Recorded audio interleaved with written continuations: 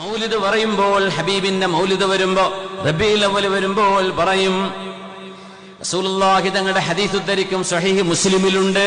ശരി തന്നെയാണ്, ഞാൻ അതിലേക്ക് പിന്നെ വരാം. എന്താ പറയാ, ലീഫ്ലെറ്റുകൾ അടിച്ചുവിടുന്നുണ്ട്, പഴയ ചില ക്ലിപ്പുകളൊക്കെ ഓടുന്നുണ്ട്. എന്ത്? ഹബീബിന്റെ ഉമ്മയും ഉപ്പയും നരകത്തിലാണ്, മഅദല്ലാഹ്. പറയാൻ പാടില്ലാത്ത സ്റ്റേറ്റ്മെന്റ് ഒരു മുഅ്മിനിന്റെ നാവിലൂടെ എങ്ങനെ വരുന്നു? തെളിവ് ഹദീസാണത്രേ. ഇവര് പഠിച്ചിട്ടുണ്ടോ സ്വഹീഹ് മുസ്ലിമിലെ ഈ ഹദീസിനെ എങ്ങനെയാണ് പണ്ഡിതന്മാർ വ്യാഖ്യാനിച്ചത് എന്ന്? ചില ആയത്തുകളാ തെളിവ്. ആ ആയത്തിന്റെ തഫ്സീർ എന്താണെന്ന് മനസ്സിലാക്കിയിട്ടുണ്ടോ? ഇത് മനസ്സിലാക്കാതെ ഹബീബിനെ വേദനിപ്പിക്കുന്ന വാക്കുകൾ പറയും. നബി തങ്ങളുടെ ഉമ്മയും വാപ്പയും ഫിന്നാർ, മഅദല്ലാഹ് മഅദല്ലാഹ് മഅദിറതൻ യാ റസൂലല്ലാഹ് ഇന്നാ ബുറാഉ മിമ്മാ യഖൂലൂൻ. നബിയേ, അത് ഞങ്ങളാരും പറഞ്ഞില്ല നബിയേ, ഞങ്ങൾ നിരപരാധികളാണ് റസൂലേ. ഹബീബിനെ വിളിക്കുകയാണ് നമ്മള്. ഹബീബാ നബി തങ്ങളോട് ശിക്വ പറയുമ്പോഴേക്കും അത് ശിർക്കാണ്, അത് ബിദ്അത്താണ്, അള്ളാനെ വിളിക്കലാണെന്ന് പറയുന്നവർ. ഹബീബിനോട് പരാതി പോലും ബോധിപ്പിക്കാൻ പാടില്ലത്രേ. ഹബീബിനോട് യാ റസൂലല്ലാഹി, പുണ്യ നബിയെ, ഞങ്ങൾക്ക് വേണ്ടി ദുആ ചെയ്യണേ എന്ന് പറയാം ഹബീബ് ജീവിച്ചിരിക്കുമ്പോ. അങ്ങനെയാ തെളിവ്, അങ്ങനെ അവര് പറയാറുള്ളത്. മരിച്ചാൽ അത് പിന്നെ പറ്റൂല. ജീവിച്ചിരിക്കുമ്പോ ചോദിക്കട്ടെ, ഒരു മുഅ്മിനായ മനുഷ്യൻ, ആ മനുഷ്യനാകുന്നത് റൂഹ് കൊണ്ടാണോ, അല്ല ഈ തടി കൊണ്ട് മാത്രമാണോ? റൂഹ് വേണ്ടേ? റൂഹ് എടുക്കപ്പെട്ടു കഴിഞ്ഞാൽ ഈ ചെവി കൊണ്ട് കേൾക്കാൻ കഴിയുമോ? ഈ കണ്ണുകൊണ്ട് കാണാൻ കഴിയുമോ? റൂഹ് നഷ്ടപ്പെട്ടാൽ. നാവ് കൊണ്ട് സംസാരിക്കാൻ കഴിയുമോ? റൂഹ് നഷ്ടപ്പെട്ടാൽ കഴിയോ? ഇല്ല. എന്നാൽ ആ റൂഹ്, മുഅ്മിനിന്റെ റൂഹ്, ആ മുഅ്മിനിന്റെ വഫാത്തിന് ശേഷവും അവിടെ ഉജ്ജ്വലമായി നിലനിൽക്കുകയാണ്. മലക്കുകളെ കാണാനുള്ള കഴിവ് പോലും മരണത്തോട് ചേർന്ന് നിൽക്കുന്ന, ജീവിച്ചിരിക്കുന്ന മനുഷ്യന് പോലും അല്ലാഹുവിന്റെ മലക്കുകളെ കാണാൻ കഴിയും മരണം ആസന്നമാകുമ്പോൾ. അതല്ലേ ഹദീസ്. റൂഹ് വേർപെട്ടു കഴിഞ്ഞാൽ പിന്നെ ആ റൂഹിനോട് പിന്നെ സംസാരിക്കാൻ പാടില്ലെന്നാണോ ഈ പറയുന്നത്? ആ റൂഹിന് ഒരു ഇടപെടലും ചെയ്യാൻ കഴിയില്ലെന്നാണോ പറയുന്നത്? അന്ധവിശ്വാസം പ്രചരിപ്പിക്കുകയല്ല ഞാൻ ചെയ്യുന്നത്, മഅദല്ലാഹ്. അങ്ങനെ തെറ്റിദ്ധരിപ്പിക്കരുത്. ഖുറാഫാത്തുകളായുള്ളത് ഖുറാഫാത്തു തന്നെയാണ്. അഹ്ലുസുന്ന വൽ ജമാഅത്തിന്റെ പേരിൽ കെട്ടിവെക്കപ്പെടുന്ന അന്ധവിശ്വാസങ്ങളിൽ അഹ്ലുസുന്ന വൽ ജമാഅത്തിന് ബന്ധമില്ല. പക്ഷേ യാഥാർത്ഥ്യങ്ങളല്ലയോ? യാഥാർത്ഥ്യങ്ങളല്ലേ? പുണ്യനിബിധങ്ങളല്ലേ പറഞ്ഞത്, ഹയാതി ഖൈറുൽ ലക്കും വമമാതി ഖൈറുൽ ലക്കും. എന്റെ ജീവിതം നിങ്ങൾക്ക് ഖൈറാണ്, എന്റെ മരണം നിങ്ങൾക്ക് ഖൈറാണ്. ജീവിച്ചിരിക്കുമ്പോൾ ഫഉശജ്ജിഉ ലക്കുമുശ് ശറാഇഅ, ഞാൻ നിങ്ങൾക്ക് ശരീഅത്ത് പഠിപ്പിച്ചു തരും. ഞാൻ മരണപ്പെട്ടു കഴിഞ്ഞാൽ തുഅറദു അലയ്യ അഅമാലുക്കും, നിങ്ങൾ ചെയ്യുന്ന ഓരോരുത്തരുടെയും പ്രവർത്തനങ്ങൾ ഈ ഉമ്മത്തിന്റെ നേതാവിന്, അനുയായികളുടെ പ്രവർത്തനങ്ങളെ കാണിക്കപ്പെടുമെന്ന് നബിയുനാ റസൂലുള്ളാഹ്. ഇത് സ്വഹീഹായ ഹദീസാണ്. പണ്ഡിതന്മാർ തെളിവുദ്ധരിക്കുന്ന ഹദീസാണിത്. എല്ലാ റിവായത്തുകളും പഠിക്കാതെ ഏതെങ്കിലും ഒരു സനദ് വെച്ചുകൊണ്ട് ഹദീസിനെ തള്ളിപ്പറയരുത്. വമമാതി ഖൈറുൽ ലക്കും, എന്റെ മരണം നിങ്ങൾക്ക് ഖൈറാൻ. നിങ്ങൾ ചെയ്യുന്ന കർമ്മങ്ങൾ, നമ്മൾ പാലോട്ട് പള്ളിയിൽ കിടക്കുന്ന, മട്ടന്നൂരിന്റെ പരിസരത്തിൽ കിടക്കുന്ന നമ്മൾ ഓരോരുത്തരും ഹബീബിന്റെ അനുയായികളാണെങ്കിൽ, മുഅ്മിനീങ്ങളാണെങ്കിൽ, നമ്മൾ ചെയ്യുന്ന സൽക്കർമ്മങ്ങളും ദുഷ്കർമ്മങ്ങളും ഹബീബിനെ കാണിക്കപ്പെടുന്നുണ്ട്. വമാ ദാലിക അലല്ലാഹി ബിഅസീസ്, ഇത് അല്ലാഹുവിന് പ്രശ്നമുള്ള വിഷയമാണോ ഹബീബിന് കാണിച്ചു കൊടുക്കൽ?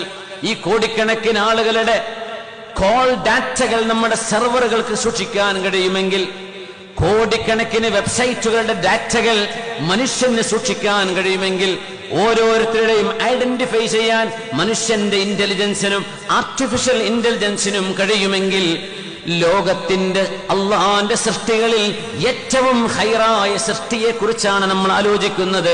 അതാരാ? മുഹമ്മദ് മുസ്തഫ സ്വല്ലല്ലാഹു അലൈഹി വസല്ലം.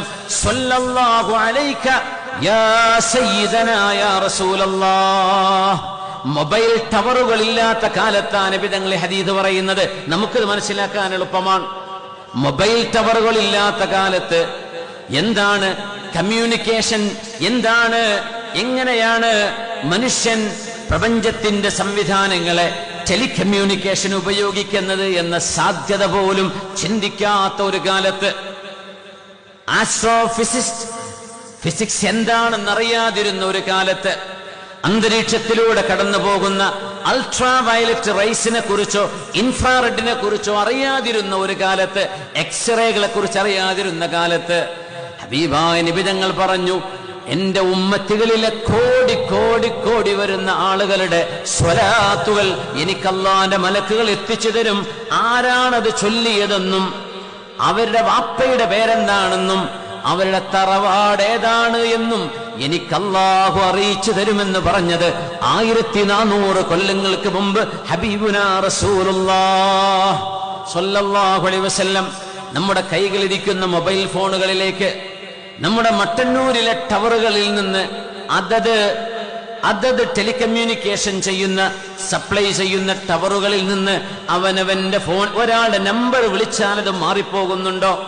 ഒരാൾക്ക് ഡയൽ ചെയ്താൽ ഓസ്ട്രേലിയയിൽ കിടക്കുന്നവനും അങ്ങ് നോർത്ത് അമേരിക്കയിൽ കിടക്കുന്നവനും ആർട്ടിക്കിലും അന്റാർട്ടിക്കിലും കിടക്കുന്ന ആളുകളെ സെക്കൻഡുകളെ കൊണ്ട് ഇവിടെ നിന്ന് വിളിക്കാൻ കഴിയുമെങ്കിൽ, ഇത് അള്ളാഹുവിന്റെ സൃഷ്ടികൾക്ക് അള്ളാഹു ചെയ്തു കൊടുത്തിട്ടുണ്ടെങ്കിൽ, സൃഷ്ടികളിൽ ഏറ്റവും ശ്രേഷ്ഠരായ അള്ളാഹുവിന്റെ റസൂലിന് കഴിയില്ല എന്നാണോ നിങ്ങൾ വിചാരിക്കുന്നത്?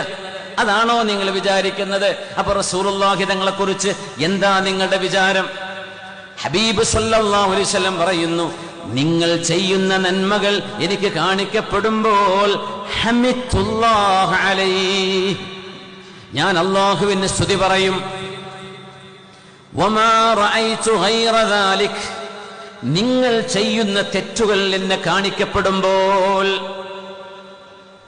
നമ്മുടെ വിവാഹങ്ങളിൽ ആഭാസങ്ങൾ നമ്മുടെ വിവാഹത്തിന്റെ സ്റ്റേജിലും വേദികളിലും നടക്കുമ്പോ, മുസ്ലിമീങ്ങളുടെ കുടുംബത്തെ കുറിച്ച് പറയട്ടെ, ആണുങ്ങളും പെണ്ണുങ്ങളും ഇടകലർന്ന് ഒരു സ്റ്റേജിൽ നിന്നുകൊടുത്ത് ചിരിച്ചുകൊടുത്ത് കൂട്ടം കൂട്ടമായി നിന്ന് കൂടെ പഠിച്ചവരും കൂടെയുള്ളവരും നാട്ടുകാരും കുടുംബ ബന്ധങ്ങളുടെ ചോരബന്ധങ്ങളോ മഹ്റമ ബന്ധങ്ങളോ പോലും പറയാൻ പോലും ഉസ്താദുമാർക്ക് വക നൽകാത്ത വിധം ആഭാസങ്ങൾ നമ്മുടെ വിവാഹവേദികളിൽ നടക്കുമ്പോ മദീനയിൽ കിടക്കുന്ന ഹബീബിന്റെ മനസ്സ് വേദനിക്കുന്നുണ്ട് എന്നെങ്കിലും അഹ്ലുസുന്നയുടെ ആളുകൾ മനസ്സിലാക്കണ്ടേ.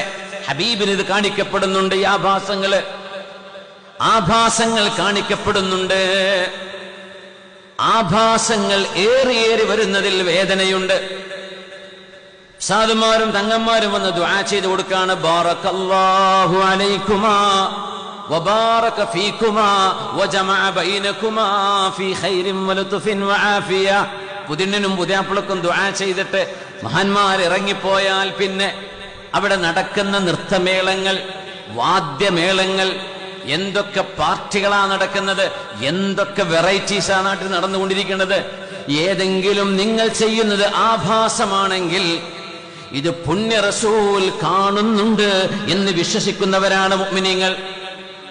നമ്മൾ ചെയ്യുന്ന നന്മകൾ, തഹജ്ജുദും ഇബാദത്തും ഖുർആനും സ്വലാത്തും ദിക്റും ഹബീബിന്റെ മൗലിദ് പാരായണങ്ങൾ അടക്കം ഹബീബിന് കാണിക്കപ്പെടുന്നുണ്ട്.